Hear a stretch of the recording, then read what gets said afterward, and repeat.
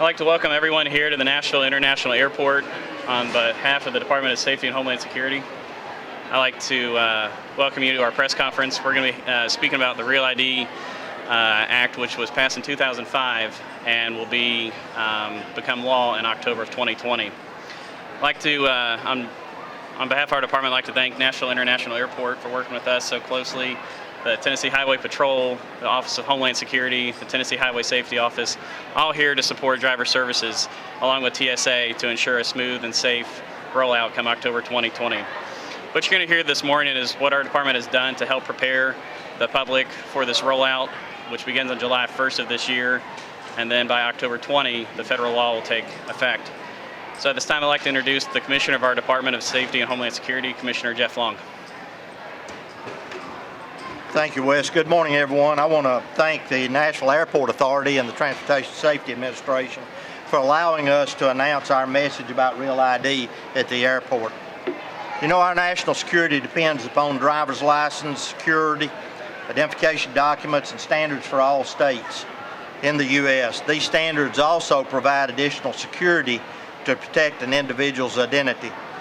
Real ID was formulated in the wake of our tragedy on September the 11th. Passed by Congress in 2005. In short, Real ID sets a standard for the issuance of sources of identification, such as driver's license. The Real ID will be used to board commercial airlines and gain access to federal buildings. This requires Tennessee and all states to be in compliance by October 1, 2020. However, Tennessee will start issuing the new driver's license effective July 1, 2019, with a gold star in the upper right corner of the license. I would like to point out to all Tennesseans that they are not required to have a Real ID identification or license. It's your individual decision. However, as I said, beginning October 1, 2020, you must have a Real ID compliant license, a passport, or other TSA-approved alternate forms of identification to fly within the United States, access our federal buildings, military bases, or nuclear power plants. All of this together will help us protect our homeland and make us safe and secure. Thank you. Next, I'm going to introduce the Director of Driver Services, Director Michael Hogan. Thanks, Wes. Thanks, Commissioner. So, July 1st, as Commissioner said, is when the Department of Safety will start issuing a Real ID compliant license. Anyone who wishes to have the Real ID compliant license will have to bring in certain documents. First document you will need will be proof of legal presence or citizenship in the country. You'll also need to provide proof that you have a Social Security number and proof that you're a Tennessee resident. All of these documents are required to be the original or certified. If you have a name change that's different than your primary identification document, you would need to show that name change or the length of why the name changed. In addition to that, anyone who has a minor who's under the age of 18, they're not required, but we encourage you to also to make sure that they come in and get a Real ID license too. It'll be the same requirements. Now, one of the questions most often asked is, how much will this cost? The cost for a Real ID license is, if you're getting a duplicate license to add the star on your license, such as to my right and your left, it will be $8 if it's your first duplicate. If you've had a second duplicate, it will be $12.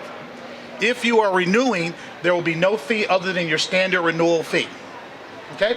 You can do this at all 44 driver service centers and our participating county clerk partners across the state. State has 42 county clerk partners from East, West, Middle Tennessee. Now, I'm going to talk a little bit about what has the department done in order to prepare for this. Beginning in October, we put together a committee that consists of many employees within the department. We work with our partners outside the agency to get the word out. Starting in April of 2019, we started inserting in the renewal notifications inserts talking about Real ID. Inside those inserts, it talked about the documents that are required, when we would start issuing, and if you did not bring the documents, what type of license you would get. Now, Commissioner stated that everyone who wishes to have a Real ID license will get this license here to my right, your left. If you choose not to, July 1st, this is a license you will get. On the face of that license, it will say, not for federal identification purposes. And I want to emphasize, after July 1st, it's either the Real ID or you'll receive not for federal identification purposes. This license will still allow you to drive. It will allow you to purchase alcohol, cigarettes, vote, anything that you can do with your license now, but you will not be able to use this license to board a commercial aircraft, to enter certain federal buildings, or enter a nuclear plant. Again, July 1st.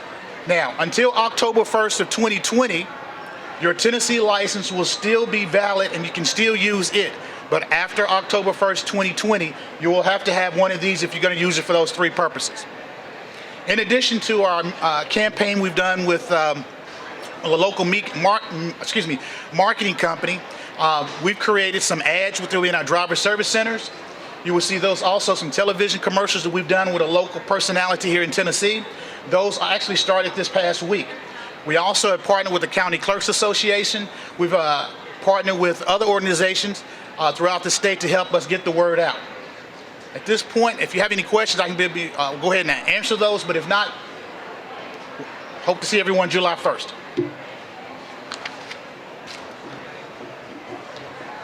Next, I'm going to introduce Stephen Wood. He is with the TSA here in Nashville to kind of talk about more about the other forms of acceptable documentation. If you choose not to get a real ID, what you can still use to get through TSA.